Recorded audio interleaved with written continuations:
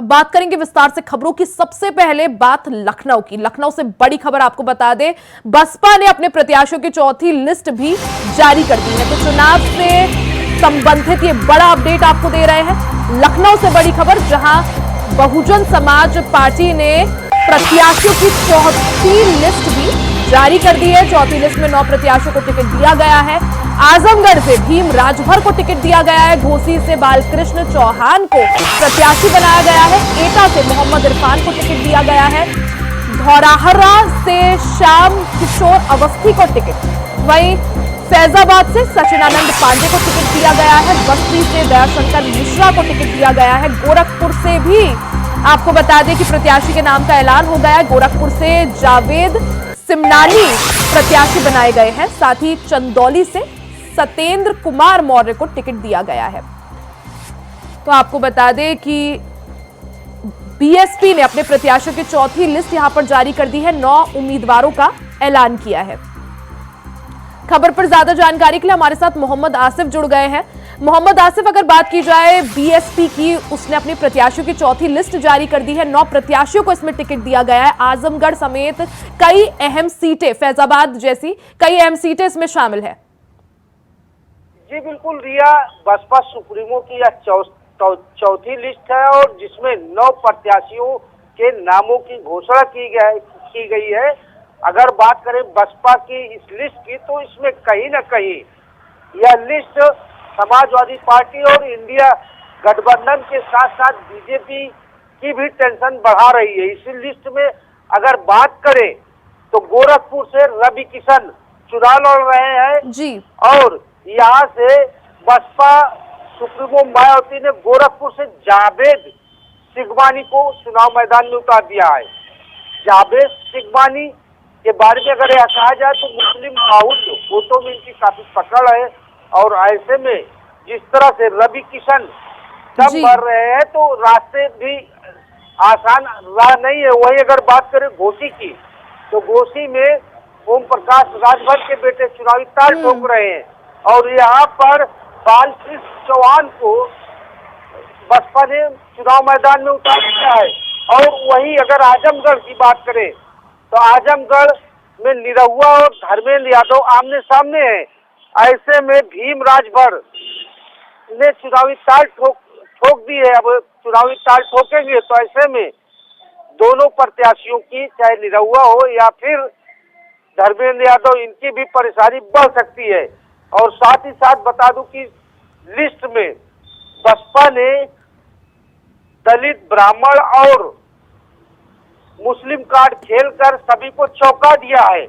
और बात करें राबर्ट्सगंज की, तो राबर्ट्सगंज में धनेश्वर गौतम प्रत्याशी घोषित है और यहाँ पर इनकी काफी पकड़ है। जी मोहम्मद आसिफ, जिस तरह से 9 उम्मीदवारों का जो बीएसपी ने ऐलान किया है, उसमें अगर समीकरण को देखा जाए तो 3 जो है नाम वो ब्राह्मण है। किस तरह से आप क्या समीकरण साधते हुए बीएसपी को देख रहे हैं? जी बिल्कुल रिया, जिस तरह से समाजवादी पार्टी ने पीडीए का नारा देकर चुनावी मैदान में चुनावी ताल ठोक दी है। पीडीए का मतलब कि पिछड़ा दलित अल्पसंख्यक, और इसमें अगला भी शामिल हो सकता है, सपा प्रमुख ने कहा था। और अगले तरफ इशारा किया गया है ब्राह्मणों की। और लेकिन अगर यहाँ बसपा सुप्रीमो मायावती की बात करें तो फुल चुनावी मोड में आ गई है और जो जातीय समीकरण साधने की कोशिश है बसपा सुप्रीमो मायावती की, उसी को आगे बढ़ाते हुए मुस्लिम, ब्राह्मण और दलित वोट बैंक साधने के लिए प्रत्याशी घोषित किए गए हैं। और उनका बयान भी जातिगत आ रहा है और इससे कहीं न कहीं समाजवादी पार्टी की टेंशन भी बढ़ती दिख रही है। क्योंकि अगर लोकसभा 2024 के चुनाव की बात करें तो यहाँ पर 2 धुरी जिस तरह से काम कर रही है, एक बीजेपी को हराने और एक बीजेपी को जिताने का दम भर रही है। और जिसमें सपा प्रमुख अखिलेश यादव 80 की 80 सीटों पर चुनाव जीतने का दम भर रहे हैं। लेकिन जिस तरह से मायावती ने एंट्री की और अलग रहकर अकेले दम पर चुनाव लड़ रही है, और अब जो प्रत्याशियों की सूची है और जो उनका जो बयान आ रहे हैं मुस्लिमों के पक्ष में आ रहे हैं। और बसपा सुप्रीमो मायावती को यह पता है कि अगर मुस्लिम वोट बैंक उनकी तरफ घूमा। दलित वोट बैंक उनके पास पहले से ही मौजूद है और इसी में दलित ब्राह्मण वोट बैंक भी उनके साथ अगर पहुंचता है तो ऐसे में उनकी जो चुनावी नया है पार होने में काफी आसान हो जाएगी। लेकिन जिस तरह से मुस्लिम वोटों का ध्रुवीकरण भी हो सकता है, बसपा की तरफ भी जा सकते हैं और खासकर समाजवादी पार्टी की तरफ, लेकिन समाजवादी पार्टी से कहीं न कहीं मुस्लिमों की नाराजगी भी सामने आई है।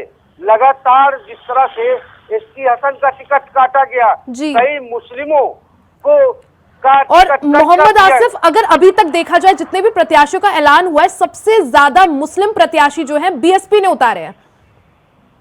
जी निश्चित तौर पर बता दूं कि जिस तरह से बसपा सुप्रीमो मायावती मझी मझाई राजनीतिक खिलाड़ी मानी जाती है, उनका हर एक कदम फायदे के लिए होता है और जो चाल चलती है शतरंजी, उससे उनके विरोधी पूरी तरह से मात खा जाते हैं।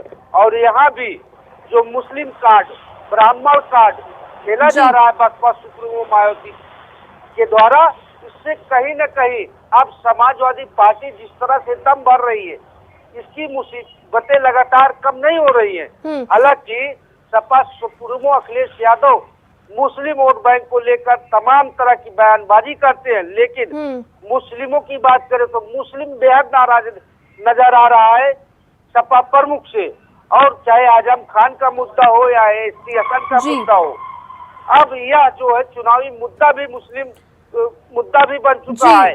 हालांकि सपा प्रमुख अखिलेश यादव ने मुस्लिमों का वोट बैंक साधने के लिए मुख्तार अंसारी के घर पहुंचे और बयान भी दिया, लेकिन इससे अब मुस्लिम मतदाता मानने वाला नहीं है, क्योंकि मुस्लिमों में यह चर्चा है कि जी बिल्कुल मोहम्मद आसिफ, और यही वजह है कि अब जो है अखिलेश यादव मुख्तार अंसारी का नाम जो है वो अलाप रहे हैं। वहीं देखा जाए अब काउंटडाउन जो है वो शुरू हो चुका है, क्योंकि 19 अप्रैल को पहले फेज के लिए मतदान है और ऐसे में चुनावी प्रचार प्रसार में जहां सभी राजनीतिक दल जुटे हुए हैं, वहीं बसपा ने एक और सूची जो है जारी कर दी है। बहुत बहुत शुक्रिया आपका तमाम जानकारी के लिए। वहीं उत्तराखंड के पौड़ी गढ़वाल से बीजेपी प्रत्याशी अनिल बलूनी के लिए प्रचार करने के लिए जाने माने सिंगर जुबिन नौटियाल पहुंचे, जहां उन्होंने गाना गाकर बीजेपी प्रत्याशी अनिल बलूनी के लिए वोट मांगे।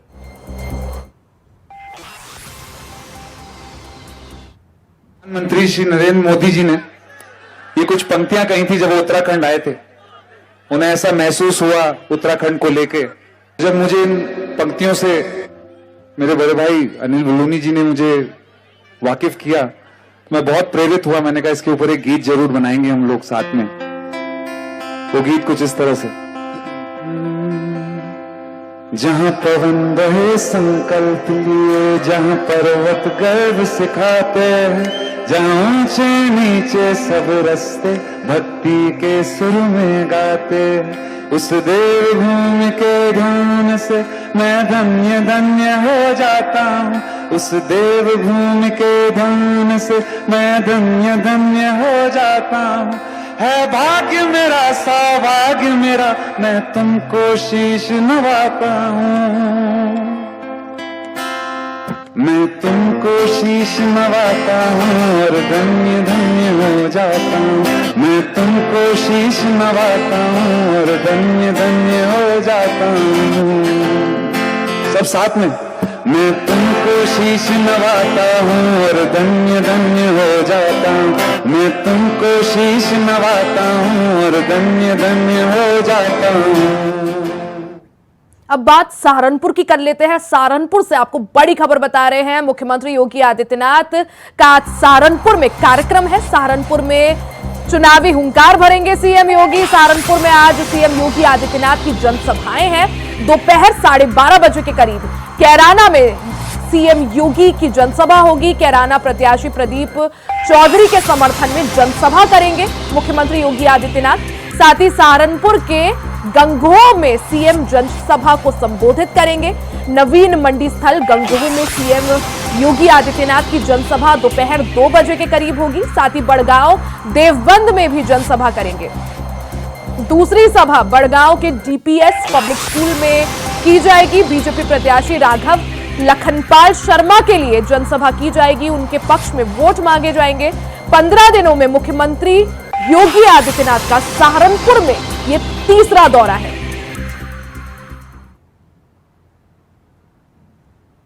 खबर पर ज्यादा जानकारी के लिए हमारे साथ रमन मिश्रा संवाददाता लखनऊ से जुड़ गए हैं। रमन, अगर बात की जाए सहारनपुर में आज मुख्यमंत्री योगी आदित्यनाथ चुनावी हुंकार भरेंगे। पिछले 15 दिनों में सीएम योगी का यह सहारनपुर का तीसरा दौरा है, जिससे समझा जा सकता है कि लोकसभा चुनाव का जो पहला फेज है उसके लिए काउंटडाउन भी अब शुरू हो गया है।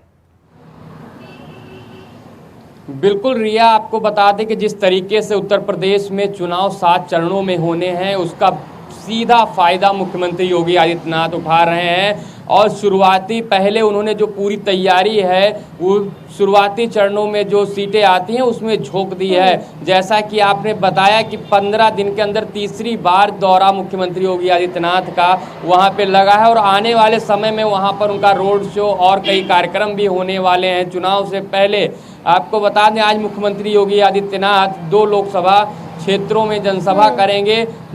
वह लगभग 12:30 बजे सहारनपुर पहुंचेंगे, जहां पर वह कैराना लोकसभा के जो प्रत्याशी हैं प्रदीप चौधरी उनके समर्थन में जनसभा करेंगे और वहां पर जनता से प्रदीप चौधरी को मत देकर उन्हें सांसद बनाकर मोदी के जो 400 पार मिशन है और जो सीएम योगी का 80 जो क्लीन स्वीप करने वाला मिशन है उसको पूरा करने का आह्वान करेंगे। आपको बता दें सहारनपुर की 2 सीटें जो हैं वो कैराना लोकसभा में आती हैं और ऐसे में पहली जो उनकी जनसभा है वो गंगोह में है और वहां पर वह प्रदीप चौधरी का प्रचार करेंगे। वहीं जो उनकी दूसरी जनसभा होगी वो सहारनपुर लोकसभा के लिए होगी, जिसमें भाजपा प्रत्याशी राघव लखनपाल शर्मा के समर्थन में वोट मांगेंगे और वहां पर वह चुनाव जो हुंकार भरेंगे, जनता को संबोधित करेंगे कि कैसे भाजपा की नीतियां उनके फेवर में हैं, कैसे भाजपा के योजनाएं हैं जिनसे जनता को सीधा फायदा होता है। आपको बता दें कि पश्चिमी क्षेत्र में मुख्यमंत्री योगी आदित्यनाथ 2022 चुनाव के दौरान में काफ़ी अच्छा प्रचार करते नजर आए थे। उन्होंने बैक टू बैक काफी दौरे किए थे विधानसभा चुनाव में भी और बिल्कुल रमन, अगर बात मुख्यमंत्री योगी आदित्यनाथ की हो तो उत्तर प्रदेश में तो वो फुल एक्शन मोड में नजर आ ही रहे हैं, साथ ही अन्य राज्यों में भी जा रहे हैं। तो पूरी तरह से एक तरह से देखा जाए तो भारतीय जनता पार्टी पूरी तरह से चुनावी माहौल बनाने में जुटी हुई है। एक तरफ मुख्यमंत्री योगी आदित्यनाथ, फिर कभी प्रधानमंत्री नरेंद्र मोदी, साथ ही आज उत्तर प्रदेश के मुरादाबाद में अमित शाह का भी दौरा है। तो किस तरह से देखा जाए इस चुनाव को, क्योंकि बीजेपी जो है पूरी तरह से तैयारी में जुटी हुई है। बिल्कुल, जहां पर विपक्ष अभी तक सीटों के बंटवारे में उलझा हुआ है वहीं भाजपा के आला कमान ने तैयारी कस दी है।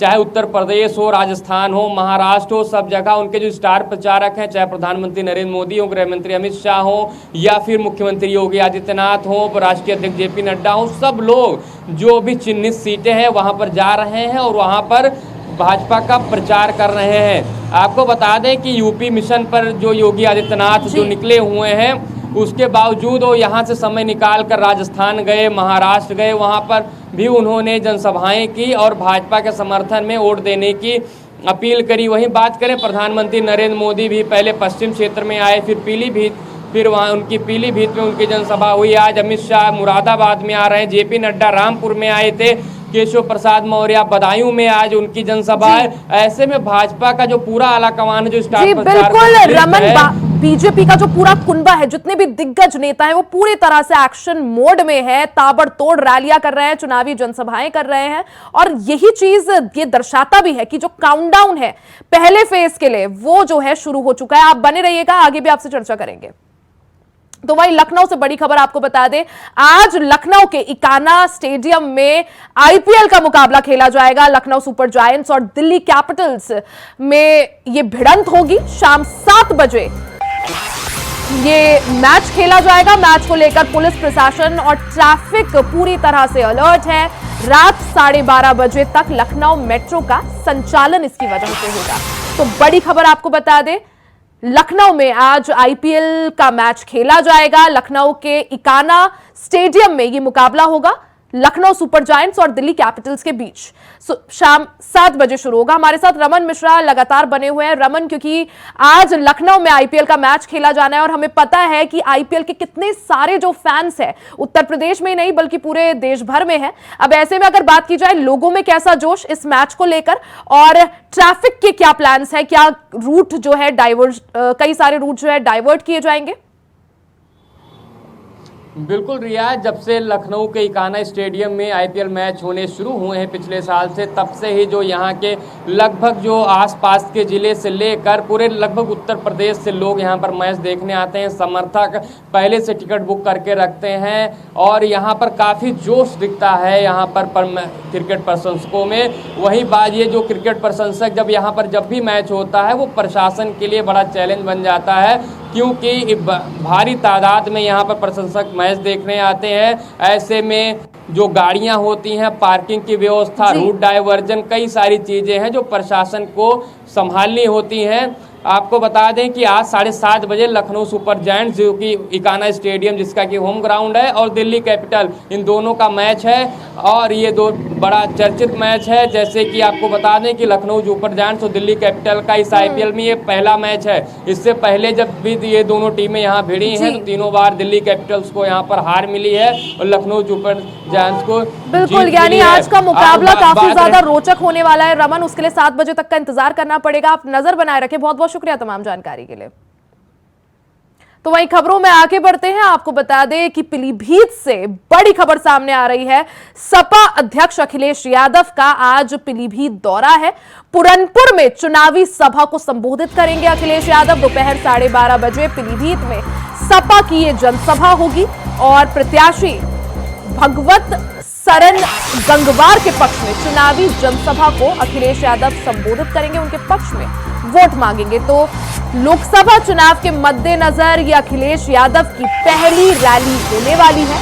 पीलीभीत से एक खबर है जहां सपा अध्यक्ष अखिलेश यादव आज पीलीभीत के दौरे पर रहेंगे। पुरनपुर में चुनावी जनसभा को संबोधित करेंगे। दोपहर 12:30 बजे पीलीभीत में सपा की जनसभा होगी। प्रत्याशी भगवत सरन गंगवार के पक्ष में चुनावी सभा करेंगे। हमारे साथ अमित पाल, हमारे संवाददाता पीलीभीत से जुड़ गए हैं।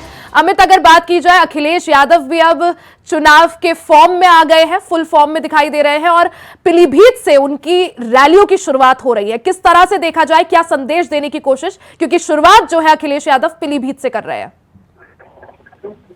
फूलपुर में विधानसभा फूलपुर में जो है अखिलेश यादव 12 बजे के टाइम उपस्थित हो जाएंगे। यहाँ भगवत शरण के जो है वोट मांगे, पक्ष में वोट मांगे। भगवत शरण के पक्ष में वोट मांगने के लिए जो 12 बजे पधार रहे हैं फूलपुर में, तहसील फूलपुर में पधार रहे हैं। हमको बताते हैं भारी संख्या में लोग भी उपस्थित होने जा रहे हैं और हमको बताते चले कि यहाँ पर ये इनका पहले बार दौरा होगा। हमको बताते काफी व्यवस्था की गई है, सुरक्षा व्यवस्था की अगर बात की जाए, पुलिस चौंध लग रही है। अमित, आप पुरनपुर के उसी मैदान में है जहाँ पर जनसभा होनी है, एक बार तस्वीरें दिखा दीजिए, किस तरह से तैयारियां हैं?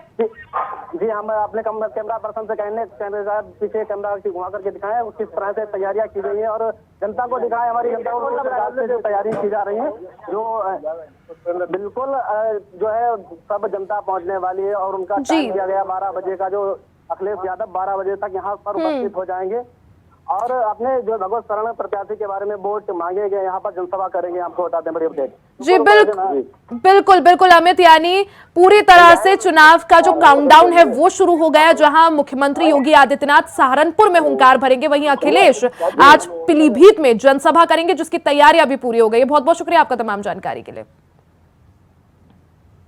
इसी के साथ इस बुलेटिन में फिलहाल के लिए सिर्फ इतना ही। खबरों का सिलसिला जारी रहेगा, बने रहे हमारे साथ।